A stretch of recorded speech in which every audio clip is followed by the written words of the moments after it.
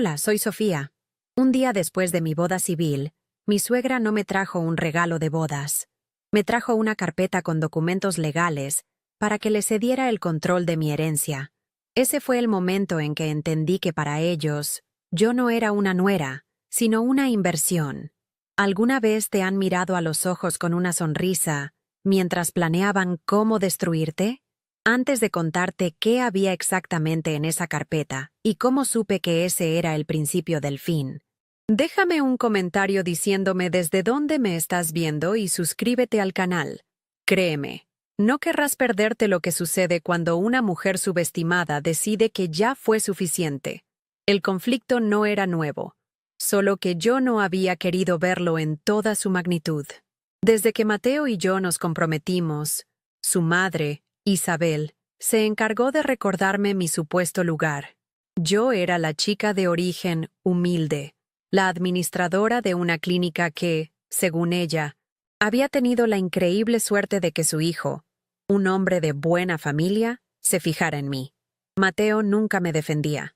Se limitaba a encogerse de hombros y susurrar un «ya sabes cómo es mi mamá», como si su pasividad fuera un consuelo y no una daga más en mi espalda.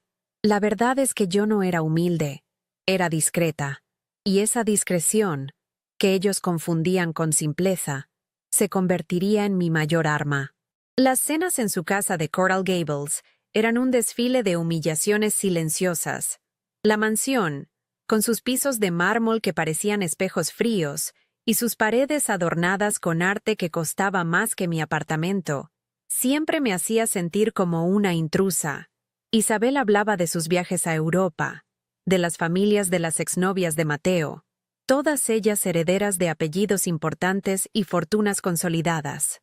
Me preguntaba con una sonrisa condescendiente si mi trabajo en la clínica era muy estresante, insinuando que seguramente no estaba acostumbrada a las responsabilidades reales. Mateo solo sonreía, absorto en su teléfono, dejándome sola en esa arena de leones donde yo era la única presa. En mi pequeño apartamento, el único lujo que me permitía a la vista de todos era un retrato de mi padre. Él, un cirujano brillante y un hombre que valoraba la inteligencia por encima de todo, había muerto hacía poco más de un año, dejándome un vacío inmenso y una responsabilidad que decidí mantener en secreto. A menudo, me paraba frente a su retrato y recordaba sus palabras. Sofía, tu mayor capital no es el dinero, sino tu intuición. Confía en ella, especialmente cuando la gente te sonríe demasiado. Esa frase se convirtió en mi mantra, un escudo invisible contra la amabilidad venenosa de Isabel y la indiferencia cómplice de Mateo. Hubo un tiempo, al principio, en que creí que el amor de Mateo era genuino. Recuerdo nuestros primeros meses, las caminatas por la playa en Key Biscayne, las promesas de una vida juntos, lejos de las expectativas de su familia. Él parecía ver más allá de la fachada que yo misma había construido. Hablaba de valorar la sencillez, de admirar mi independencia, pero esa versión de Mateo se fue desvaneciendo poco a poco, absorbida por la sombra dominante de su madre. Cada vez que volvíamos de su casa, él se volvía más distante, más crítico, repitiendo sin darse cuenta las mismas frases y juicios de valor que Isabel usaba para menospreciarme. La esperanza se convirtió en una brasa que se enfriaba lentamente. La primera gran alarma sonó unos meses antes de la boda. Mateo, con una seriedad que no le conocía, me habló de la necesidad de firmar un acuerdo prenupcial. Es solo para proteger el patrimonio de mi familia, mi amor, una formalidad, me dijo, evitando mi mirada. No se trataba de proteger sus bienes, sino de asegurarse de que yo no tuviera acceso a nada. En ese momento, la voz de mi padre resonó en mi cabeza con una claridad aterradora. Acepté sin discutir, con una calma que lo sorprendió. Fue en ese preciso instante que contacté a David, el abogado y viejo amigo de mi padre, no para oponerme, sino para empezar a prepararme para la guerra que intuía que se avecinaba. Mi trabajo como administradora en una de las clínicas del Rivera Health Group no era una mentira, pero sí una verdad a medias. Mi padre siempre dijo que para dirigir un imperio, primero tienes que aprender a barrer el suelo de cada una de sus habitaciones. Así que me sumergí en la operación diaria, aprendiendo de contabilidad, gestión de personal y logística. Los empleados me veían como una más, una chica trabajadora y eficiente. Isabel y Mateo me veían como una empleada sin ambiciones, atrapada en un puesto de nivel medio. Ninguno de los dos sospechaba que cada informe que yo firmaba, cada decisión que supervisaba, era yo, la dueña, aprendiendo a manejar el legado millonario que mi padre me había confiado. La humillación alcanzó su punto álgido una semana antes de la boda, durante una cena para celebrar nuestro compromiso. Isabel, copa de vino en mano, empezó a contar una anécdota sobre la exnovia de Mateo, una joven de una familia de banqueros, y cómo ella había organizado una gala benéfica que recaudó cientos de miles de dólares. Esa chica sí que sabía moverse en nuestro mundo, dijo, mirándome de reojo con una sonrisa helada. Sentí como todas las miradas se posaban en mí, esperando una reacción. Miré a Mateo, buscando su apoyo, pero él simplemente levantó su copa y brindó. Por los viejos tiempos, sentí que el suelo se abría bajo mis pies. Estaba completamente sola. Así llegamos al día de nuestra boda civil, una ceremonia sencilla en el ayuntamiento, con solo un par de amigos como testigos. Yo llevaba un vestido blanco, simple pero elegante, y un nudo de angustia en el estómago que no se deshacía. Una parte de mí, la más ingenua, todavía albergaba la diminuta esperanza de que, una vez casados, Mateo por fin pondría un límite a su madre y construiríamos nuestra propia vida. Pero la otra parte, la que escuchaba la voz de mi padre, sabía que solo estaba cruzando el umbral hacia el campo de batalla final. Esa noche, en nuestro nuevo apartamento, mientras desempacaba las pocas cajas que habíamos llevado, me preparé mentalmente para lo que vendría. Sabía que la verdadera prueba no había sido llegar al altar, sino sobrevivir al día siguiente. A la mañana siguiente, el sol de Miami entraba por las ventanas de nuestro nuevo apartamento, pero dentro de mí, todo era gris. El aire estaba cargado de una tensión silenciosa, como la calma que precede a una tormenta. Mateo se movía por la cocina con una amabilidad forzada, preparándome un café que no le había pedido, evitando mi mirada a toda costa. Cada uno de sus gestos amables se sentía como una traición premeditada. Yo no decía nada, simplemente esperaba. Sabía que no vendría sola, que su madre sería la verdadera portadora del mensaje. La angustia de la noche anterior se había transformado en una extraña y fría serenidad. Estaba lista para la emboscada, aunque una parte de mi corazón todavía se negaba a creer que el hombre que amaba fuera capaz de llevarme directamente a ella. Poco después de las 10, sonó el timbre. Era Isabel, por supuesto. Entró con la confianza de una reina inspeccionando un territorio conquistado, con su bolso de diseñador colgado del brazo y una delgada carpeta de cuero en la mano. No había rastro de una caja de regalo, ni de un ramo de flores. Solo esa carpeta, que parecía un arma afilada y discreta. Mateo se apresuró a recibirla, besando su mejilla y ofreciéndole el café que supuestamente era para mí. «Mamá, qué bueno que llegaste», dijo, y en su voz noté un alivio que me heló la sangre, el alivio de quien cede la responsabilidad de ejecutar la sentencia. Me quedé de pie junto al sofá, observando la escena como si fuera una espectadora y no la protagonista de esa farsa. Isabel me sonrió, una de esas sonrisas perfectamente ensayadas que no llegaban a sus ojos. «Sofía, querida, espero no interrumpir nada. Solo pasaba a dejarles un pequeño detalle para celebrar y, bueno, para ayudar a organizar el futuro». Sus palabras eran como seda envuelta alrededor de espinas. Se sentó en el sofá, cruzó las piernas y colocó la carpeta sobre la mesita de centro con un gesto deliberado. Empezó a hablar de lo importante que era para las familias, como la suya mantener todo en orden, de cómo las buenas intenciones debían estar respaldadas por acuerdos claros para evitar malentendidos. Cada palabra era un eufemismo cuidadosamente elegido para disfrazar la cruda realidad de su avaricia. Era un monólogo sobre pragmatismo financiero disfrazado de consejo maternal. Finalmente, deslizó la carpeta hacia mí. Esto es para ti.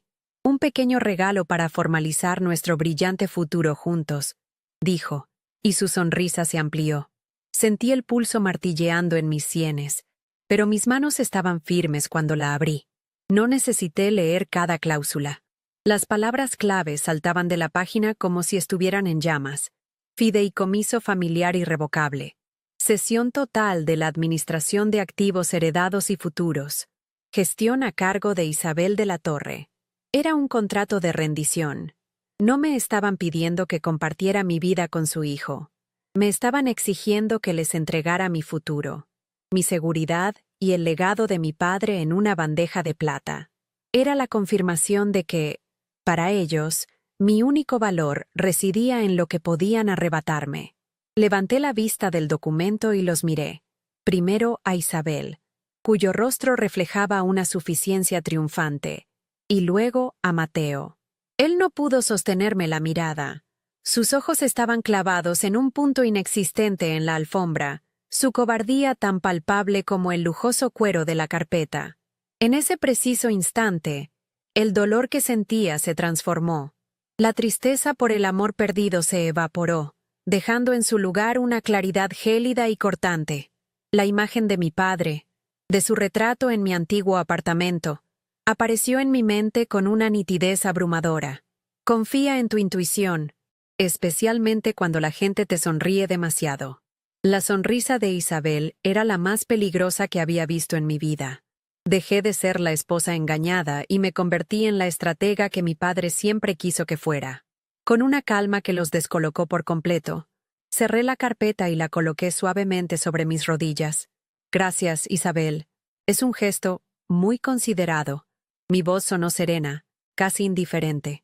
Los miré a ambos y añadí, sin embargo, como comprenderás, este es un documento legal bastante serio. Tendré que pedirle a mi abogado que lo revise antes de considerar firmar cualquier cosa. La palabra abogado flotó en el aire de la pequeña sala, cargada de un peso que ninguno de los dos esperaba. La reacción de Isabel fue casi imperceptible, pero la vi, un ligero endurecimiento de su mandíbula, un parpadeo rápido que delató su sorpresa. No esperaban resistencia, y mucho menos una resistencia tan civilizada y metódica. La máscara de amabilidad de Isabel comenzó a resquebrajarse. ¿Un abogado? ¿Por qué necesitarías un abogado, querida? Esto es un asunto de familia, una simple formalidad para proteger el futuro de Mateo y asegurar que todo esté bien administrado.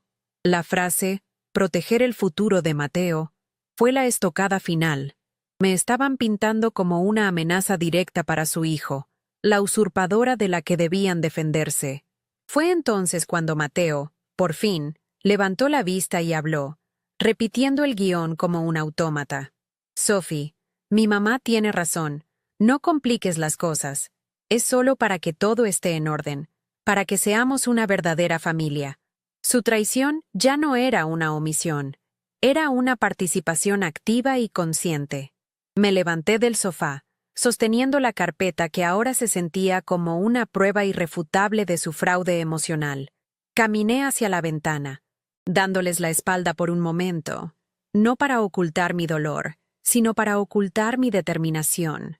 Miré los rascacielos de Brickell a lo lejos, el mismo distrito donde David tenía su oficina.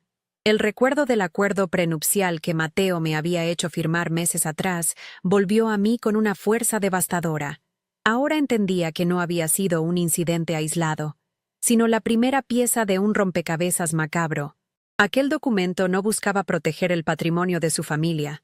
Era el primer movimiento en su tablero de ajedrez para despojarme de todo lo que era mío, de todo lo que mi padre había construido. Me giré para enfrentarlos de nuevo. Mi postura había cambiado. Ya no había ni rastro de la mujer vulnerable de hacía unos minutos. Había una nueva autoridad en mi voz cuando dije, insisto, precisamente porque quiero que todo esté en perfecto orden. Mi abogado debe revisarlo. Su nombre es David Ferrer. Fue el abogado de mi padre durante 20 años. Es extremadamente meticuloso con los detalles. Mencionar a David no fue casualidad. Quería que supieran que no estaba sola, que tenía detrás de mí a alguien que conocía perfectamente el legado de mi padre y que no se dejaría engañar por sus artimañas. Pude ver un destello de incertidumbre en los ojos de Isabel. Por primera vez, creo que se preguntó si me había subestimado. Isabel intentó un último y desesperado ataque, recurriendo a la manipulación emocional. ¿Es que no confías en nosotros, Sofía? Después de todo lo que hemos hecho por ti, después de acogerte en nuestra familia. Su voz goteaba una falsa indignación, intentando hacerme sentir culpable por mi prudencia. Mateo la secundó de inmediato. No empieces a crear problemas donde no existen. Por favor, es solo firmar un papel. ¿Tan difícil es? Querían acorralarme, hacerme sentir pequeña e ingrata, quebrar mi resolución con la presión de su supuesta generosidad.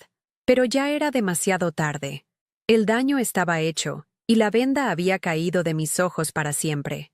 Les dediqué una sonrisa pequeña, casi imperceptible, una que no revelaba nada de la tormenta que se gestaba en mi interior. No es una cuestión de confianza, Isabel. Es una cuestión de prudencia.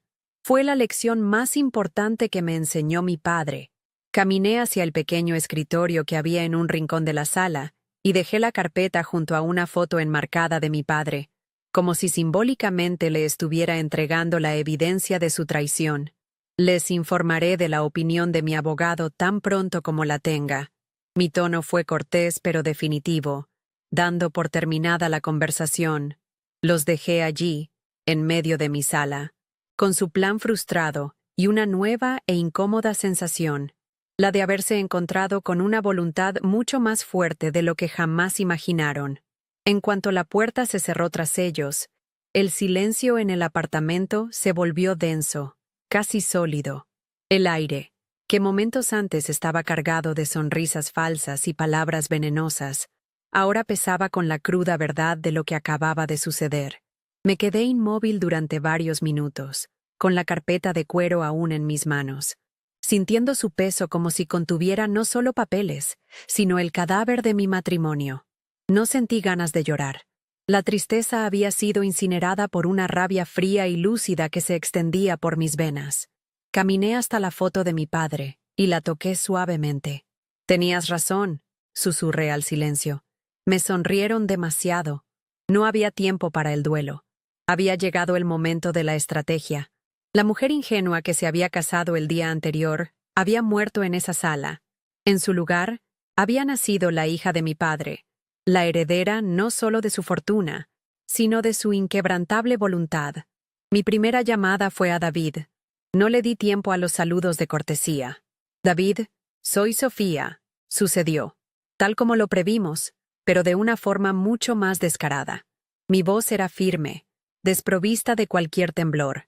Le expliqué brevemente la escena, la carpeta, la exigencia velada de Isabel y la cobardía monumental de Mateo. Al otro lado de la línea, David escuchó sin interrumpir. Su silencio no era pasivo, era el de un estratega asimilando la información del campo de batalla. Cuando finalmente habló, su voz era la calma en medio de mi tormenta interna. «Envíame una copia escaneada de cada página de ese documento de inmediato. Sofía, no hables más con ellos, ni una palabra. A partir de este momento, yo soy tu única voz». Colgar el teléfono se sintió como armar el primer muro de mi fortaleza. Ya no estaba sola. Tenía a mi lado al único hombre, además de mi padre, en quien confiaba plenamente. Los días siguientes fueron una tortura psicológica cuidadosamente orquestada. Mateo me bombardeó con mensajes de texto y llamadas. Sus tácticas variaban con una predictibilidad patética. Empezaba con el arrepentimiento fingido. «Mi amor, perdóname. Mi mamá a veces se pasa de la raya, pero solo quiere protegernos». Cuando no respondía, pasaba a la manipulación emocional. «Estás destruyendo esto por un simple papel. ¿Es que nuestro amor no vale más que tu orgullo?». Y finalmente, llegaba la presión directa, teñida de una condescendencia que me revolvía el estómago. «¿Ya hablaste con tu abogado? No convirtamos esto en un drama innecesario, Sofía. Somos una familia». Cada mensaje era una prueba más, una capa más de cemento en el muro que estaba construyendo a mi alrededor. Yo me limitaba a leerlos, archivarlos mentalmente como evidencia y seguir con mi día. Para mantener la normalidad, o al menos su apariencia, seguí yendo a mi trabajo en la clínica. Caminar por esos pasillos, saludar a los médicos y al personal, revisar los informes de gestión, se convirtió en mi ancla a la realidad.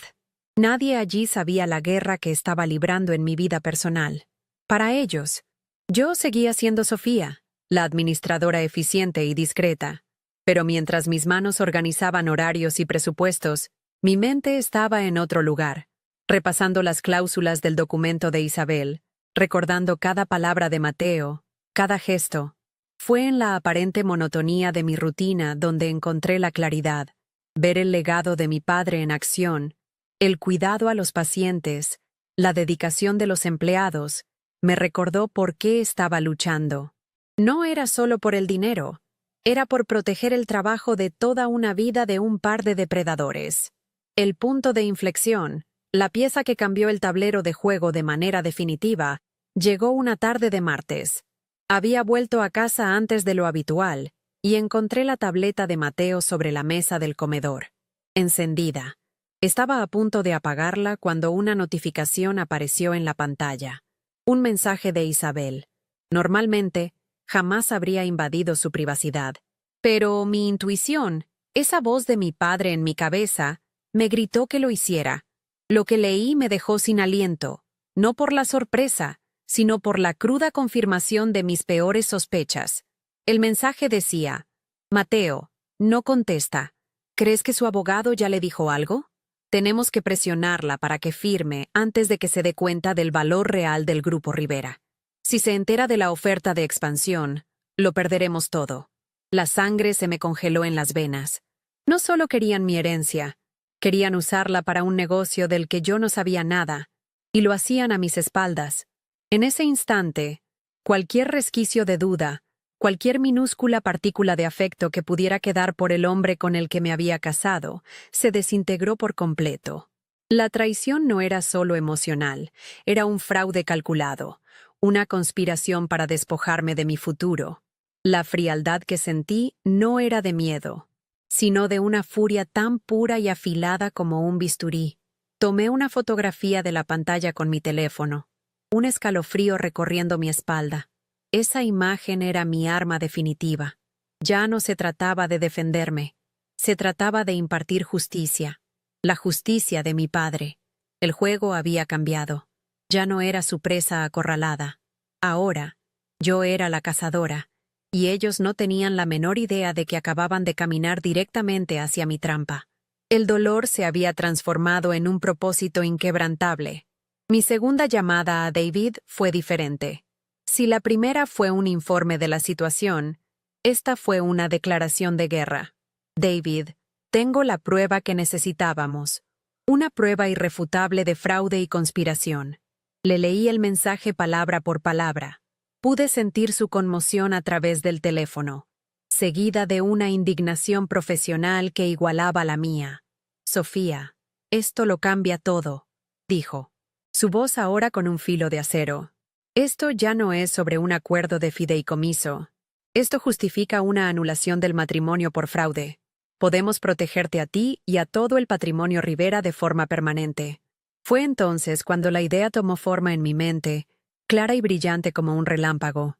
Quiero una reunión, David, con ellos dos, en tu oficina.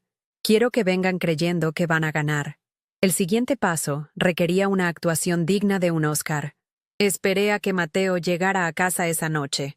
Le recibí con una expresión de agotamiento, de derrota. Dejé que me hablara, que repitiera su guión de súplicas y presiones. Finalmente, cuando terminó, suspiré profundamente y le dije con una voz quebrada que apenas reconocí como mía. Tienes razón, Mateo. Estoy cansada de pelear. No quiero más problemas. He hablado con mi abogado. Vamos a reunirnos todos en su oficina para aclarar las cosas y firmar lo que sea necesario para tener paz. Vi el alivio inundar su rostro, una expresión de triunfo mal disimulado que luchó por ocultar bajo una máscara de comprensión. Sabía que entenderías, mi amor, dijo, abrazándome. Sentí náuseas, pero mantuve la compostura. El anzuelo estaba en el agua.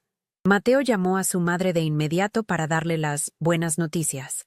Pude escucharlo desde la otra habitación, su voz rebosante de orgullo por haber manejado la situación. «Mamá, lo he solucionado. Sofía ha entrado en razón. Nos veremos en la oficina de su abogado para firmar todo». Me imaginé la sonrisa de suficiencia de Isabel, la satisfacción de la matriarca que ve cómo su plan maestro se materializa. Durante los 2 días siguientes, su trato hacia mí cambió radicalmente. Volvieron a ser empalagosamente dulces, condescendientes en su amabilidad, tratándome como a una niña tonta que finalmente había entendido cuál era su lugar. Me hablaban de planes futuros, de viajes, de cómo, juntos, administraríamos todo para un futuro brillante. Soporté su farsa con una paciencia gélida, sabiendo que cada palabra amable era un clavo más en su propio ataúd. La noche antes de la reunión, no pude dormir. No por nervios, sino por una extraña mezcla de anticipación y solemnidad. Me senté en la oscuridad de la sala, mirando por la ventana las luces de la ciudad. La carpeta que Isabel me había traído seguía sobre el escritorio, junto a la foto de mi padre. Ya no me parecía un arma apuntándome a mí, sino la evidencia de mi caso, el símbolo de su avaricia. Recordé las innumerables lecciones de mi padre sobre negocios, sobre la vida. La gente siempre revela quién es, Sofía. Solo tienes que tener la paciencia de observar en silencio. Yo había observado, había escuchado, y ahora estaba lista para actuar. No iba a esa reunión como una víctima. Iba como la directora ejecutiva del Grupo Rivera, a punto de presidir la junta más importante de mi vida, la disolución de mi mayor error y la recuperación total de mi destino. El día de la reunión amaneció con un sol radiante que se sentía como una ironía. El apartamento, que durante días había sido mi refugio y mi celda, ahora se sentía como el vestidor de un teatro antes de la escena final. Mateo se despertó con un humor excelente, tarareando una canción mientras preparaba el desayuno, actuando como el magnánimo vencedor que me había perdonado, mi pequeño acto de rebeldía. Me sirvió un café con una sonrisa condescendiente, como si estuviera premiando a una niña por su buen comportamiento. «Verás que todo es más fácil cuando trabajamos juntos, mi amor», dijo, y yo le devolví la sonrisa más vacía y serena que pude componer. Él vio su misión. Yo estaba afilando mis armas en silencio, disfrutando de su ceguera con una frialdad que me sorprendió a mí misma. Cada gesto suyo, cada palabra amable, era combustible para la hoguera que estaba a punto de encender. Antes de vestirme, me detuve una vez más frente a la foto de mi padre. Su mirada serena parecía atravesar el cristal y llegar directamente a mi alma. Recordé el día que me regaló mi primer libro de estrategia, un texto antiguo sobre el arte de la guerra. «La mejor victoria es la que se gana sin librar una batalla», me dijo. «Observa, espera y actúa cuando tu oponente crea que ya ha ganado». Sus palabras nunca habían tenido tanto sentido como en ese momento. No sentía miedo, solo una profunda sensación de propósito. Estaba a punto de honrar su memoria de la manera más poderosa posible, no solo protegiendo su legado material, sino aplicando la sabiduría que me había inculcado. Le prometí en silencio que no le fallaría, que su hija era más fuerte de lo que nadie, incluyéndome a mí misma, había imaginado. Para la reunión, elegí mi atuendo con el cuidado de un general seleccionando su armadura. Descarté los vestidos sencillos que solía usar y opté por un traje sastre de color azul marino, de corte impecable, que había comprado hacía meses pero nunca me había atrevido a usar. Era el tipo de ropa que usaría la directora de una corporación, no la administradora de una clínica. Me recogí el pelo en un moño bajo y pulcro y me puse los únicos aretes que mi padre me había regalado. 2 pequeños diamantes discretos pero invaluables. Cuando me miré al espejo, no vi a la Sofía que ellos conocían. Vi a una extraña, una mujer con una autoridad tranquila en la mirada, una mujer que no pedía permiso, sino que dictaba los términos. Era la primera vez que me vestía para el papel que realmente me correspondía, y se sentía como una segunda piel. Cuando salí de la habitación, Mateo me miró de arriba a abajo, con una mezcla de sorpresa y burla. ¿Vas a una entrevista de trabajo o a firmar unos papeles familiares? Bromeó, sin entender el simbolismo de mi elección. Solo quiero causar una buena impresión a mi abogado, demostrarle que tomo esto en serio. Respondí con calma, jugando mi papel hasta el final. Su sonrisa se ensanchó, interpretando mi atuendo como un intento desesperado por parecer importante. Claro, mi amor, lo que tú digas, dijo, dándome una palmada en el hombro. Esa palmada, tan condescendiente y paternalista, fue el último empujón que necesité. La rabia se asentó en mi estómago como un bloque de hielo, enfriando cualquier atisbo de nerviosismo que pudiera quedar. Estaba lista, más que lista. El viaje en coche hacia Brickell fue surrealista. Mateo conducía con una mano en el volante, hablando sin parar sobre sus planes para nuestro futuro, de cómo invertirían mi herencia en un nuevo proyecto inmobiliario que su madre había estado estudiando. Yo no decía nada. Solo miraba por la ventana cómo los edificios bajos de nuestro vecindario daban paso a los imponentes rascacielos de cristal y acero del distrito financiero. Cada torre que pasábamos parecía un soldado en mi ejército, un testigo silencioso de la justicia que estaba a punto de ejecutarse. Sentía como si estuviera cruzando un puente invisible, dejando atrás a la mujer que había sido para encontrarme con la que estaba destinada a ser. Mateo hablaba de dinero y poder, sin saber que estaba sentado junto a la verdadera fuente de ambos. Llegamos al edificio de oficinas y el lujo del vestíbulo fue la primera señal de que las cosas no eran como ellos esperaban. Pisos de mármol pulido, techos altísimos y un silencio profesional que imponía respeto. Isabel ya estaba allí, esperándonos junto a los ascensores, vestida con un traje de color crema que gritaba opulencia. Su sonrisa era de pura suficiencia. ¿Listos para poner fin a este pequeño drama?, preguntó, dándome un beso al aire que olía a perfume caro y a victoria prematura. Subimos en el ascensor en un silencio tenso. Pude ver sus miradas de reojo, evaluando el entorno, quizás preguntándose por primera vez qué clase de abogado podía permitirse una oficina en uno de los edificios más prestigiosos de Miami. La duda, por fin, empezaba a sembrarse en su terreno de arrogancia. La recepción del bufete, Ferrer & Associates, era aún más intimidante. Maderas oscuras, arte contemporáneo en las paredes y una vista panorámica de la bahía de Biscayne. Una recepcionista nos saludó con una profesionalidad impecable y nos anunció. Segundos después, David salió a recibirnos. No era el abogado local y modesto que seguramente imaginaban. Con su traje a medida y su porte distinguido, irradiaba una autoridad serena que desarmaba. Les estrechó la mano con una cortesía formal que no invitaba a la familiaridad. Señora de la Torre, Mateo. Gracias por venir. Sofía, por aquí, por favor. Su tono, la forma en que me nombró, ya establecía una dinámica diferente. No era la esposa de Mateo. Era Sofía, su clienta principal. Los condujo por un pasillo largo y silencioso hacia la sala de juntas, y sentí cómo la confianza de mis acompañantes empezaba a flaquear. La sala de juntas era el verdadero campo de batalla. Una enorme mesa de caoba pulida dominaba el espacio, rodeada de sillas de cuero.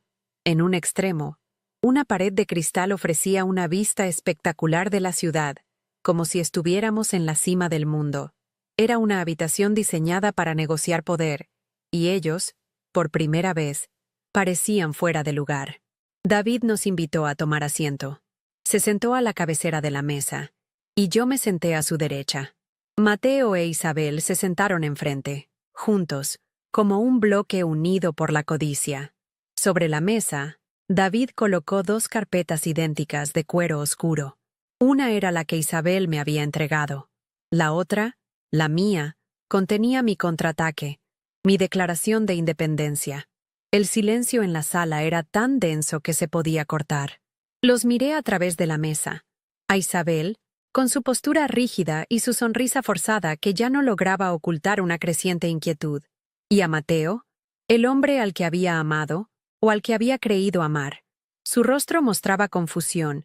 Sus ojos iban de mí a David, tratando de entender el guión de una obra que de repente no reconocía. En ese instante, no sentí odio ni rencor. Sentí una extraña y profunda lástima. Lástima por su pequeñez, por su incapacidad de ver más allá del dinero, por haber destruido algo que podría haber sido real por una ambición tan vacía. Supe entonces que, pasara lo que pasara, yo ya había ganado. Había recuperado mi paz, mi centro, mi poder. La firma de cualquier papel sería una mera formalidad. Mi anulación emocional ya se había completado. David se aclaró la garganta. Un sonido que resonó en el silencio absoluto de la sala. Mateo e Isabel se enderezaron en sus asientos, listos para empezar la negociación que creían que iban a dominar. David me miró, una pregunta silenciosa en sus ojos, buscando mi confirmación final. Asentí levemente. Un gesto casi imperceptible. Era la señal. El momento había llegado. «Bien», comenzó David, su voz tranquila pero cargada de un peso inmenso. «Gracias de nuevo por estar aquí. Creo que hay algunos malentendidos fundamentales que debemos aclarar antes de proceder. El primero, y más importante, se refiere a la verdadera naturaleza del patrimonio de la señorita Rivera. La forma en que enfatizó señorita Rivera fue la primera estocada. La batalla había comenzado. La frase de David, la verdadera naturaleza del patrimonio de la señorita Rivera, cayó sobre la mesa con el peso de una losa de granito. Vi a Isabel fruncir el ceño, una arruga de impaciencia y confusión en su frente perfectamente maquillada. Mateo se removió en su asiento, su mirada yendo de David a mí, como si esperara que yo me riera y dijera que todo era una broma de mal gusto. Pero mi rostro era una máscara de serenidad. La arrogancia que habían traído a esa sala comenzó a evaporarse, reemplazada por una delgada capa de incertidumbre. El aire acondicionado zumbaba suavemente. El único sonido en una habitación donde las palabras no dichas gritaban más fuerte que cualquier voz. Por primera vez, no tenían el control del guión, y su desconcierto era tan palpable como el frío cristal de la ventana a mi espalda. David abrió la carpeta que Isabel me había dado, la del fideicomiso, y la deslizó por la mesa hasta que quedó justo frente a ellos. Este documento sí comenzó, su voz precisa y cortante como un bisturí. Es fascinante desde un punto de vista legal. Propone la cesión de control de activos futuros y heredados a un fideicomiso administrado por usted, señora de la Torre. Es un movimiento audaz, especialmente considerando que fue presentado un día después de una boda civil y sin una declaración completa de los activos que pretende administrar. Hizo una pausa, dejando que el peso de la palabra «pretende» se asentara. Es, en esencia, un intento de tomar el control de una fortuna a ciegas, un acto de fe, o más bien, de especulación. La forma en que lo dijo no sonaba como un cumplido, sino como la primera línea de una acusación formal. Isabel intentó recuperar el terreno perdido, forzando una risa condescendiente. «Por favor, abogado, no lo haga sonar tan dramático. Es un simple acuerdo familiar para asegurar el futuro de mi hijo y de Sofía, para que todo esté bien administrado por alguien con experiencia». Su voz, normalmente tan controlada, tenía un ligero temblor. Mateo asintió, como un muñeco de ventrílocuo. «Exacto. Solo queremos ayudar a Sofía. Ella no está acostumbrada a manejar estas cosas». Esa fue la frase que rompió la última hebra de mi paciencia. La misma condescendencia, la misma humillación silenciosa, incluso allí, en ese momento. Pero me mantuve en silencio. Mi momento de hablar aún no había llegado. El plan de David era metódico, y yo iba a dejar que cada pieza cayera en su lugar con una precisión devastadora. «Aprecio su preocupación por la señorita Rivera», continuó David, su tono glacial. «Pero quizás su oferta de ayuda habría sido más informada si hubieran conocido la magnitud de lo que intentaban administrar». Se reclinó en su silla, juntando las yemas de los dedos. «Verán, el acuerdo prenupcial que le hicieron firmar a Sofía hace meses fue su primer error. Les dio una falsa sensación de seguridad. Al declarar que usted, Mateo, no reclamaría nada de ella y viceversa, asumieron que ella no tenía nada que proteger. Nunca se les ocurrió que ella podría estar protegiéndolos a ustedes de sí misma. La confusión en sus rostros se profundizó, convirtiéndose en una alarma visible. Estaban perdidos, completamente fuera de su elemento, y la marea estaba cambiando de una forma que no podían comprender. Fue entonces cuando David asestó el primer golpe directo. El patrimonio del que hablamos no es una casa modesta o los ahorros de toda una vida de un cirujano exitoso. Estamos hablando del Rivera Health Group. Al oír el nombre, vi un destello de codicia pura en los ojos de Isabel. Conocía el nombre. Todo el mundo en el sur de la Florida lo conocía. Era una de las redes de clínicas privadas más prestigiosas y rentables del estado. Vi cómo su mente calculaba cifras, cómo su postura cambiaba de la defensiva a una excitación apenas contenida. Creyó que había ganado la lotería. Pensó que su plan había funcionado más allá de sus sueños más salvajes. Mateo la miró, contagiado por su euforia, una sonrisa estúpida comenzando a formarse en sus labios. No tenían idea de la caída que les esperaba. «Y aquí», dijo David, su voz bajando a un tono casi confidencial, cargado de un poder inmenso, «es donde reside el malentendido fundamental». Se inclinó hacia adelante, mirándolos directamente a los ojos. A Sofía no es simplemente una beneficiaria de una parte del grupo. No heredó acciones ni un paquete de jubilación. Desde el día del fallecimiento de su padre, el doctor Alejandro Rivera, la señorita Sofía Rivera es la única propietaria, accionista mayoritaria y presidenta del Consejo de Administración del Rivera Health Group. El silencio que siguió a esa frase fue absoluto, denso y pesado. Fue como si el sonido mismo hubiera sido absorbido por la conmoción. Vi el color desaparecer del rostro de Isabel, reemplazado por una palidez cerosa. La sonrisa de Mateo se congeló y luego se derrumbó, dejando una expresión de incredulidad vacía. Sus reacciones fueron un cuadro de devastación silenciosa.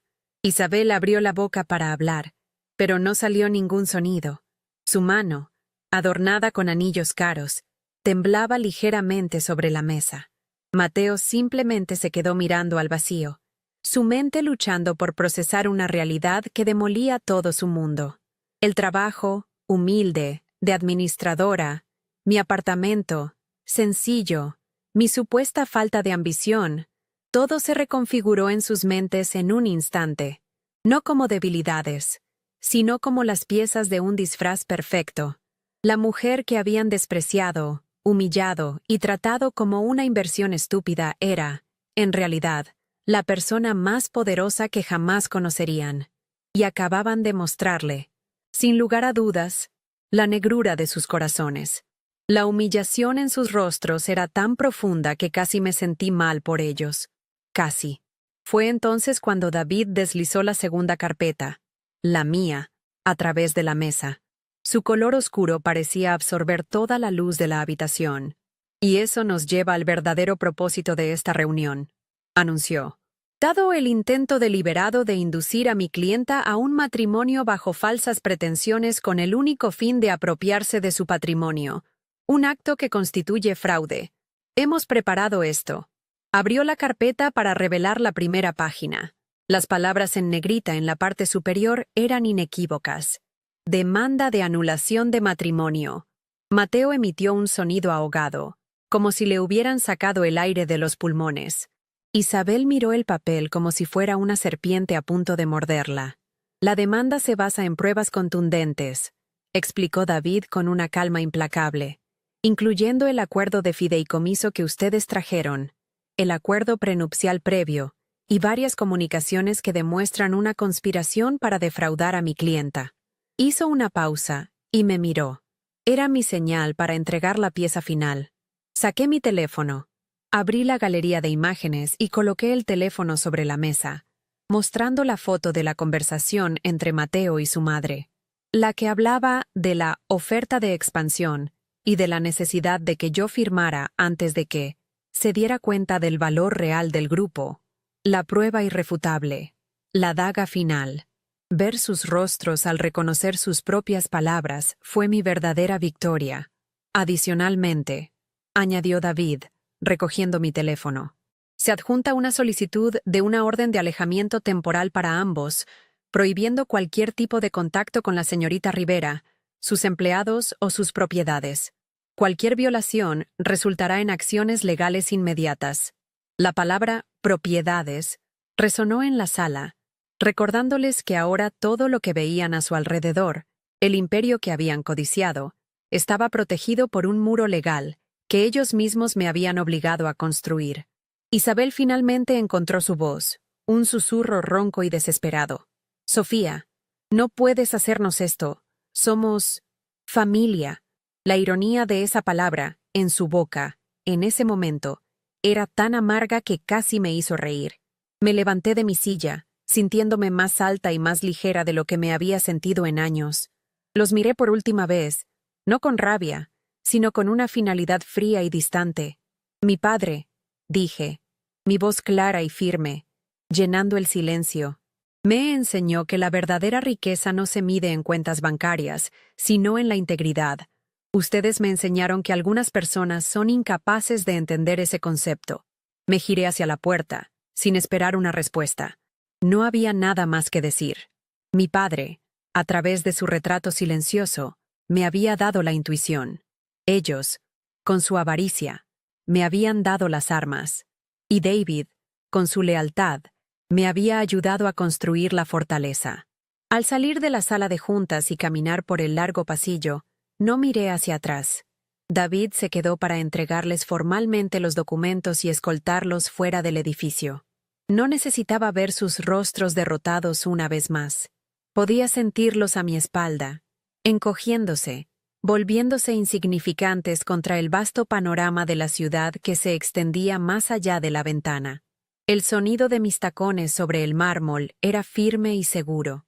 El ritmo de una mujer que caminaba no lejos de un problema, sino hacia su propio futuro. Un futuro que yo misma había reclamado. La batalla había terminado, y como mi padre siempre decía, la mejor victoria es la que se gana con la cabeza fría y el corazón en paz. Por primera vez en mucho tiempo, tenía ambas cosas. Salí de esa sala de juntas y no me detuve hasta llegar al ascensor.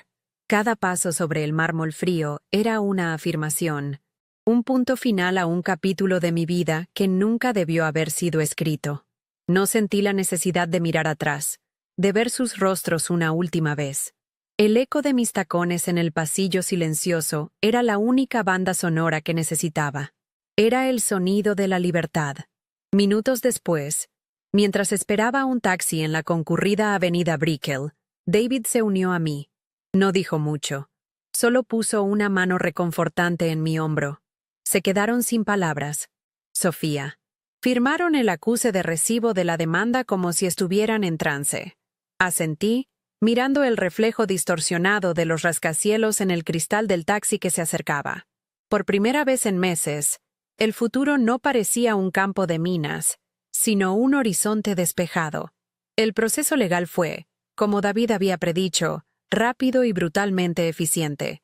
La anulación del matrimonio se concedió en un tiempo récord. La evidencia era tan abrumadora que no tuvieron ninguna posibilidad de defensa. La combinación del acuerdo de fideicomiso, el acuerdo prenupcial y, sobre todo, la fotografía de su conversación conspirativa, pintó un cuadro de fraude tan claro que el juez apenas tuvo que deliberar. La orden de alejamiento se hizo permanente. Mateo e Isabel fueron legalmente desterrados de mi vida, de mi trabajo y de cualquier lugar que yo frecuentara. Se convirtieron en fantasmas, en nombres en un documento legal que garantizaba mi paz. No hubo más mensajes, ni llamadas, ni intentos de contacto. Solo un silencio absoluto y bendito. De Mateo supe poco, y lo que supe fue a través de terceros. Sin el acceso a mi supuesta herencia, su estilo de vida se desmoronó. Aparentemente, había dejado su trabajo poco después de la boda, convencido de que viviría de mi dinero. Se vio obligado a volver a casa de su madre, humillado y sin un centavo. Lo más doloroso para él, según me contaron, no fue la pérdida del dinero, sino la del estatus. De ser el buen partido con la esposa rica y tonta, pasó a ser el hazmerreír de su círculo social. el hombre cuya codicia lo había dejado sin nada. Su castigo no fue la pobreza, sino la irrelevancia. Fue borrado del mapa social que tanto valoraba. Isabel sufrió un destino similar, quizás peor. Su reputación en la élite de Coral Gables, construida con tanto esmero a lo largo de los años, se hizo añicos. La historia, aunque no se publicó en los periódicos, corrió como la pólvora en los clubes de campo y las galas benéficas. Se convirtió en la mujer que intentó estafar a su propia nuera y fracasó de la manera más espectacular posible. Sus amigas la evitaban. Las invitaciones dejaron de llegar. Su mansión de mármol se convirtió en su jaula de oro, un monumento a su avaricia fallida. Perdió lo único que realmente le importaba, la admiración y la envidia de los demás. Su nombre, antes sinónimo de elegancia, ahora era una advertencia. Lo primero que hice fue abandonar el apartamento que había compartido con Mateo. Empaqué mis pocas cosas en un par de horas, dejando atrás todo lo que me recordara a él.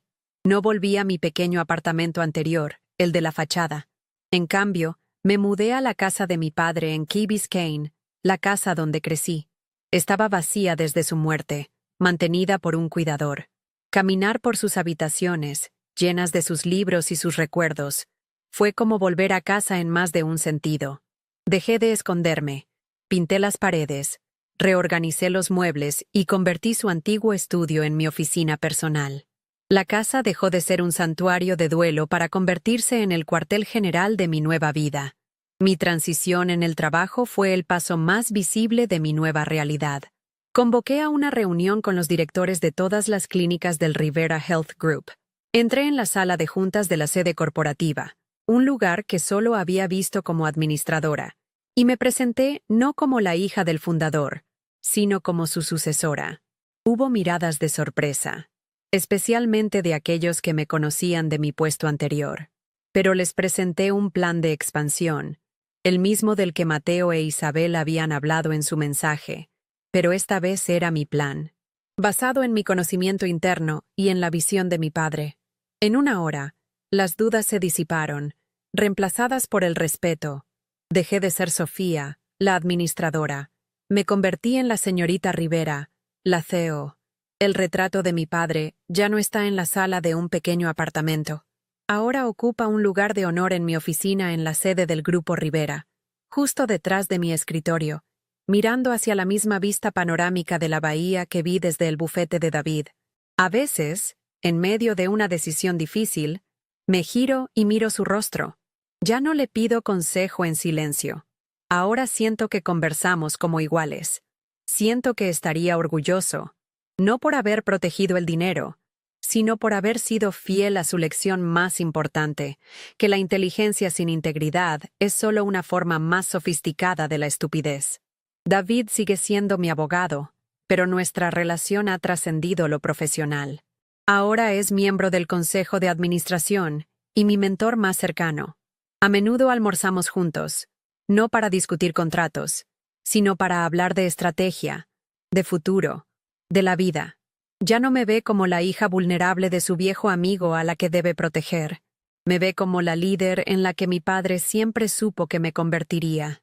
Su confianza inquebrantable en mí durante todo el proceso fue el ancla que me mantuvo firme en la peor tormenta de mi vida. Mi vida ahora es tranquila, pero no en el sentido de la pasividad, sino de la paz interior. Estoy dedicada a mi trabajo, a hacer crecer el legado de mi padre, a cuidar de mis empleados y de nuestros pacientes. No he vuelto a tener una cita, no por miedo, sino porque estoy disfrutando demasiado de mi propia compañía, de mi propia fuerza. A veces, desde mi oficina, miro la ciudad y pienso en Mateo e Isabel. No siento odio, ni siquiera rencor, solo una lejana indiferencia. Ellos querían una parte de mi fortuna, pero al intentar tomarla, me dieron el regalo más valioso de todos. Me devolvieron a mí misma, y ese es un patrimonio que nadie podrá jamás intentar arrebatarme. Lo que viví me enseñó la lección más dura y, a la vez, más liberadora de todas. La mayor herencia que mi padre me dejó no estaba registrada en ningún banco ni en ninguna escritura. Estaba en sus palabras. en su insistencia en que mi verdadero valor no residía en lo que tenía, sino en quién era y en mi capacidad para ver a los demás por lo que realmente son. Me enseñó que la prudencia es un escudo invisible y que la intuición es la brújula más precisa en un mundo donde muchas sonrisas son solo máscaras para la codicia. Aprendí que algunas personas no se enamoran de ti, sino de la oportunidad que representas, y reconocer esa dolorosa verdad no es un fracaso, es el primer paso para recuperar tu poder y tu paz. En un mundo que a menudo confunde el ruido con la fuerza y la ostentación con el éxito, descubrí que el verdadero poder reside en el silencio. Mi silencio no fue un signo de sumisión o debilidad, como ellos creyeron. Fue mi santuario, mi laboratorio de estrategia. Mientras ellos hablaban, yo observaba. Mientras ellos planeaban, yo escuchaba. En su arrogancia, me regalaron toda la información que necesitaba para desmantelar su farsa. A veces, la respuesta más contundente no es un grito, sino una acción tranquila, calculada y definitiva, ejecutada en el momento exacto en que tu oponente canta victoria. No subestimen nunca el poder de una mujer que ha aprendido a observar el mundo en silencio. Esta experiencia me obligó a redefinir por completo mi concepto de la riqueza. Isabel y Mateo vivían rodeados de lujo, en una mansión que era un mausoleo de mármol frío, pero sus almas eran pobres. Su obsesión por el dinero los había vaciado de todo lo que realmente importa: la lealtad, la empatía, la integridad. Yo, en cambio, encontré mi verdadera fortuna el día que salí de esa oficina de abogados. No estaba en las acciones del Grupo Rivera, sino en la sensación de ligereza en mis hombros, en la certeza de haber sido fiel a mí misma y a la memoria de mi padre. El dinero es una herramienta, nada más. La verdadera riqueza es poder mirarte al espejo cada mañana y reconocer a la persona que ves, respetarla y saber que, sin importar las tormentas, tu brújula moral sigue intacta. Si hay algo que quiero que te lleves de mi historia, es esto: confía en esa voz en tu interior, esa sensación en el estómago que te susurra que algo no está bien, incluso cuando el mundo entero te dice lo contrario. La intuición es el legado de la experiencia, tuya y de tus ancestros. Durante mucho tiempo, ignoré la mía porque quería creer en el amor, en las promesas de Mateo. Pero mi intuición nunca me mintió. Me hablaba en las cenas familiares incómodas, en las defensas débiles de Mateo, en la mirada calculadora de Isabel. Aprender a escucharla y, sobre todo, a actuar en consecuencia, es el acto de amor propio más grande que puedes realizar. Es tu sistema de defensa personal contra aquellos que ven tu corazón como un territorio a conquistar. Irónicamente, la carpeta que Isabel me entregó un día después de mi boda, ese supuesto regalo que era en realidad una sentencia, terminó siendo la mayor bendición de mi vida.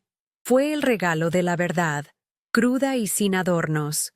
Me liberó de una mentira antes de que echara raíces demasiado profundas en mi vida. A veces, la traición más dolorosa es el catalizador que necesitamos para convertirnos en la persona que estamos destinados a ser. Nos obliga a encontrar una fuerza que no sabíamos que teníamos, a trazar límites que nunca nos atrevimos a dibujar y a elegirnos a nosotros mismos por encima de todo. Esa carpeta no me quitó nada. Al contrario, me lo devolvió todo, empezando por mi propio futuro. Al final, esta no es una historia sobre una herencia millonaria. Es una historia sobre heredar la sabiduría. La victoria final no fue quedarme con el dinero, sino con la lección. Fue comprender que mi valor no dependía de la aprobación de un hombre ni de la aceptación de su familia. Mi valor es intrínseco, innegociable, y el tuyo también lo es. Nadie puede ponerle precio a tu dignidad, a tu paz mental o a tu integridad. Quienes intentan hacerlo te revelan más sobre su propia bancarrota emocional que sobre tu valor. Eres el activo más importante de tu propia vida. Invierte en ti, protégete y nunca permitas que nadie te convierta en una simple columna en su libro de contabilidad. Mi viaje fue doloroso, pero me llevó a un lugar de fortaleza y claridad que nunca habría alcanzado de otra manera. Me enseñó que, A veces, para construir la vida que mereces, primero tienes que demoler los cimientos de la que te hicieron creer que querías. ¿Cuál ha sido la lección más valiosa que una experiencia difícil te ha enseñado? Comparte tu historia en los comentarios. Tu sabiduría podría ser la luz que alguien más necesita para encontrar su propio camino. Y si mi historia te ha inspirado, suscríbete y activa las notificaciones.